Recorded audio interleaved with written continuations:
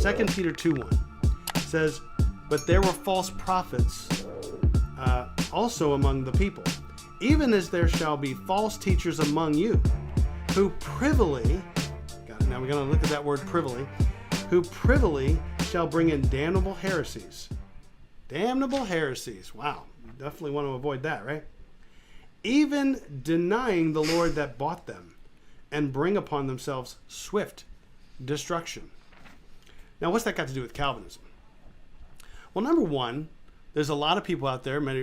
You may have come across Kevin Thompson of Beyond the Fundamentals, and I really have no idea if he's ever even watched my channel, but I've watched a number of his videos on stealth Calvinism. He's done just a bang-up job exposing it and interviewing people who have experienced this, and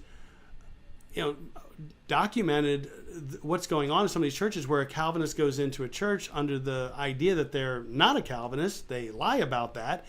They get a job as a pastor, and slowly over a course of years, got a plan to convert this church and probably lose a lot of people in the process. They don't care. They ultimately want to convert it over to Calvinism, and they do it very stealth-like, sneaky. And so anyway, but understand that what they're operating at is privily. Privily shall bring in damnable heresy. What's privily mean? Well, I'll go into that word a little bit more in that upcoming video, but you can look it up in a dictionary and find out what privily means. You'll see this is describing stealth Calvinism to a T. Okay? Now, here's the interesting part. The main part of why I want to do this in a separate video, even though I'll mention it again at the end of the upcoming video, "Even denying the Lord that bought them, and bring upon themselves swift destruction." How does that even work in the doctrines of Calvinism? It's impossible, because they teach that Jesus, through limited atonement, only died for the elect. And God has chosen the elect, and it's unchangeable fact from before time began, and only those people are predestined to heaven.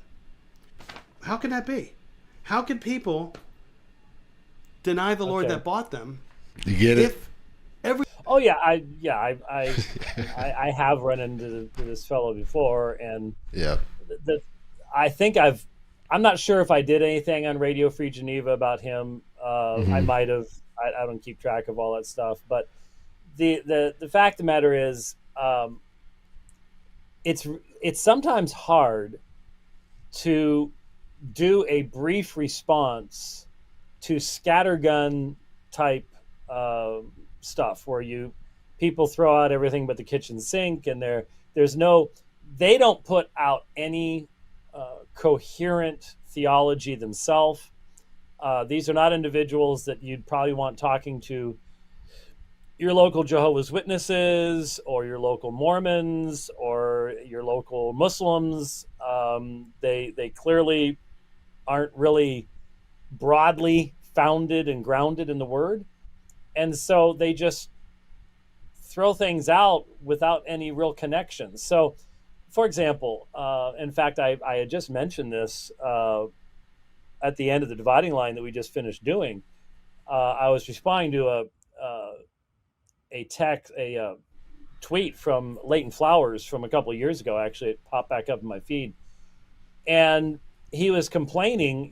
He says, "Well, okay, I've debated James White on John 6, so now why doesn't he stand up and debate one of our texts, like 2 Peter 3 or 1 Timothy 2 or something like that?" And my response was, and I'll repeat it here because it's relevant to what this guy's doing.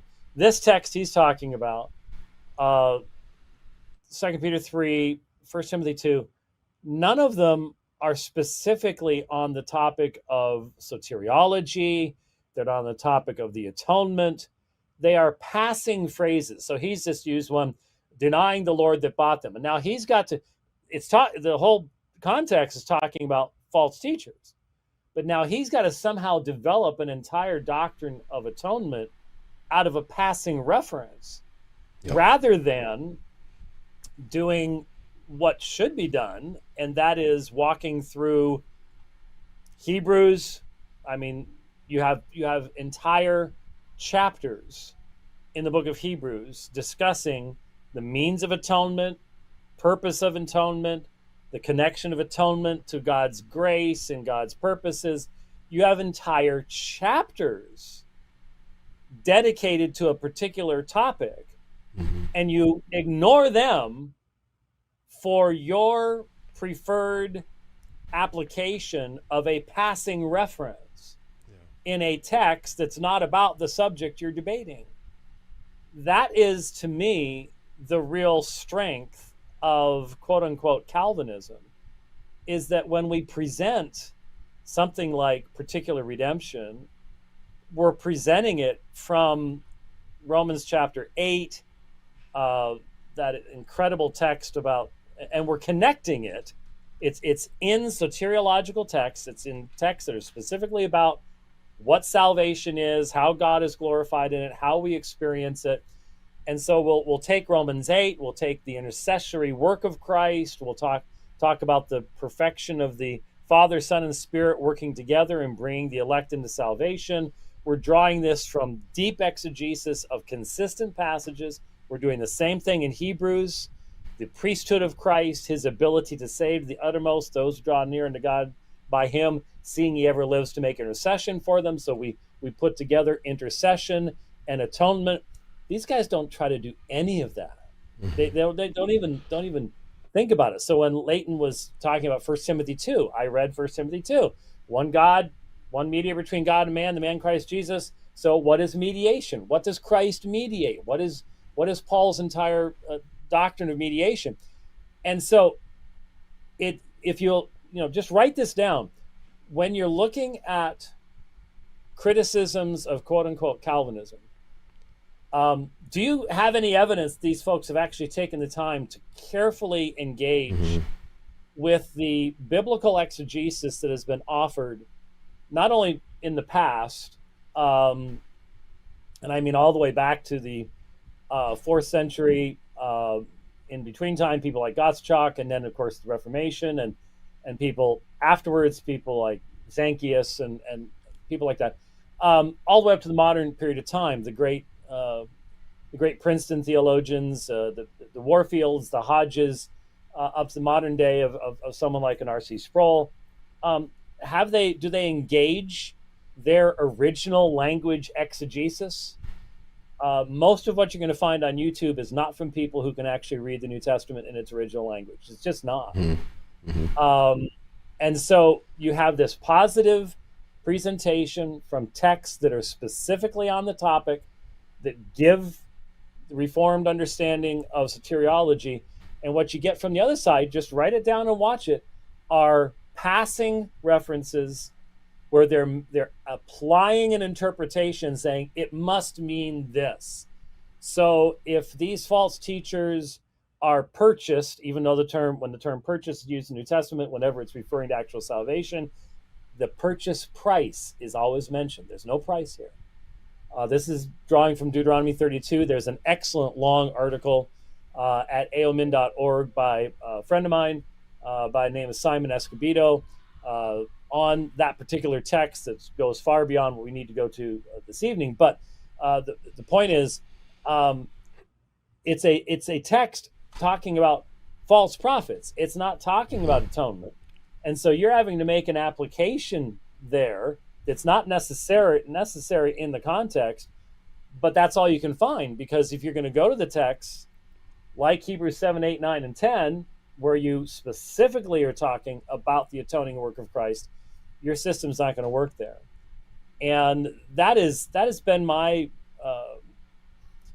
really one of the things I've emphasized in Radio Free Geneva from the time we started it, is that if you most of these guys are also, not all, but most of these guys are also a lot of them are King James only.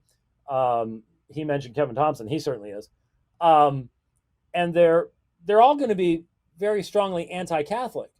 Okay, then how do you defend, for example, justification by faith? Stand down.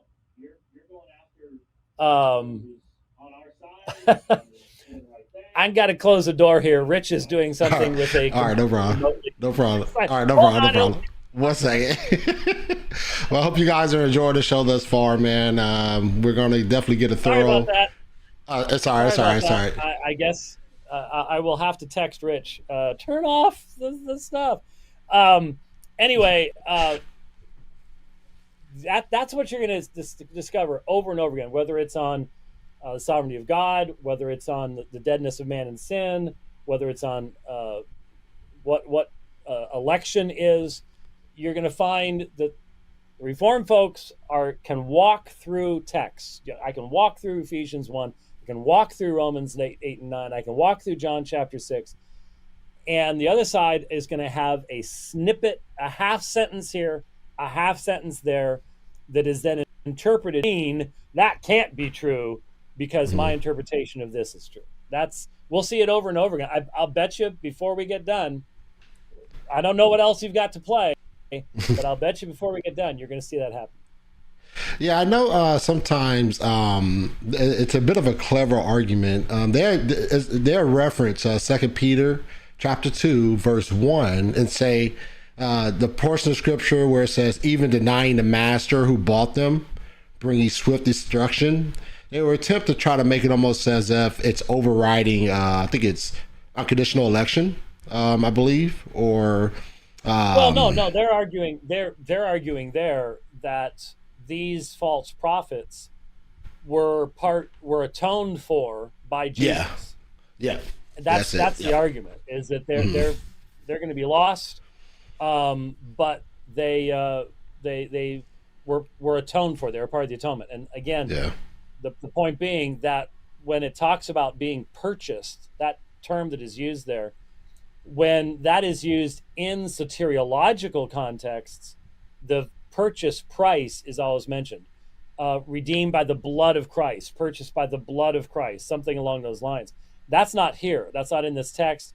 That's why most people will connect it to Deuteronomy chapter 32 and more of a sovereign placing of these people as judgment within the context of the congregation. But again, the point is that's not what the text is about. It's describing false teachers, and if you want to know what the atonement actually accomplishes, you need to get that from the texts that actually address it. So how about we go to Hebrews 7? How about we go to Hebrews 10? Where that's the topic. That's the way we do that. And what I was going to say is they're anti-Catholic, and since they're anti-Catholic, where do they go to defend justification by faith? Well, don't they have to go to Romans 3, 4, and 5? Yeah. You go to the key texts. You don't go to the places like wisdom is justified by her children. I've had Roman Catholics go there. Most of us realize, but that's not what that's not the topic. Yeah. Exactly. That's the point. So they're inconsistent at that point. I try to be consistent. I'm using the same exegetical hermeneutics in talking about Reformed theology as when I'm dealing with Roman Catholicism or Mormonism or Jehovah's Witnesses, deity of Christ, resurrection, whatever it is. You have to be consistent. And I have yet to find these folks to be consistent at all. Yeah, and that's what I was about to bring up, is just the consistent nature of your exegesis of dealing with the text and making sure that we're going to the right text to deal with the correct argumentation or the correct issue, and not just going to any old text that you may feel argues for your point, or you may inject your emotional appeal into it. And so, yeah, that's exactly where I was about to go. That just seems to be very, very inconsistent in the methodology and the way they approach their exegesis.